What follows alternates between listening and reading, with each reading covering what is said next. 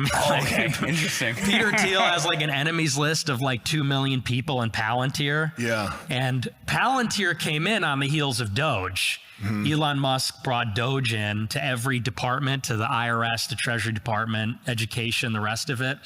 And everyone that worked in Doge had also worked for Palantir.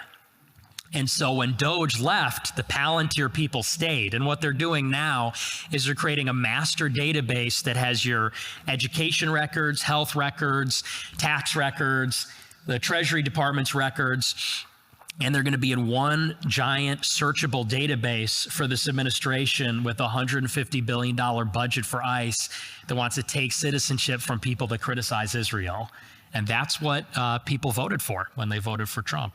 What is Palantir? Can you explain what this is a little bit? Palantir is a CIA cutout. So in 2001, after 9/11, they created this it's basically artificial intelligence or an algorithm to interpret these vast amounts of data. The intelligence community takes all this massive amounts of data, emails, phone calls, text messages. Palantir interprets all of it into insights that are usable by law enforcement.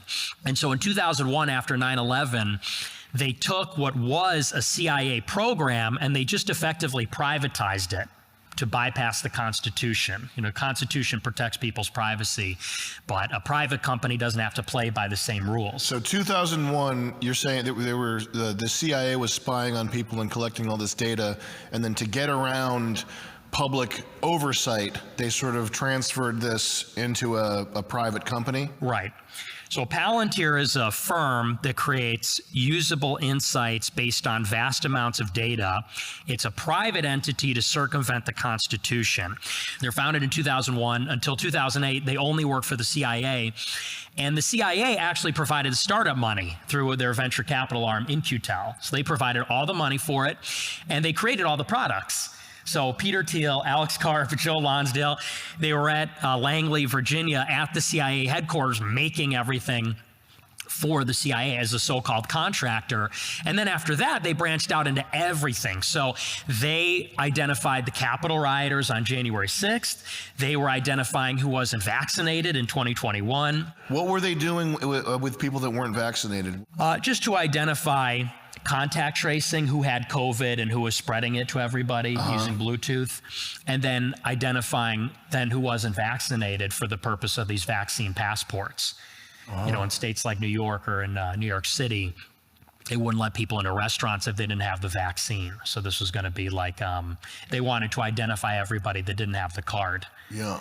Using Bluetooth, you said? That's for identifying who has COVID. Interesting. Because if you got COVID and you tested positive, they would look at your phone, and your phone has Bluetooth, and they'd see all the other phones that touched it.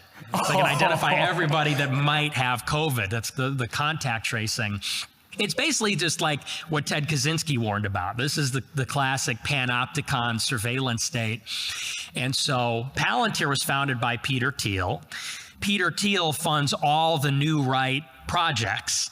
You know, in 2022, he was the single largest individual donor in the cycle. So he put $30 million behind J.D. Vance, Blake Masters. Why does he look greasy? Well, he's a gay man. I think that has a lot to do with it. So, there's a certain amount of grease that comes along with the lifestyle. Yeah, a lot of lubricant, a lot of lubricating. Why is it all over his friction. face when he's doing public appearances?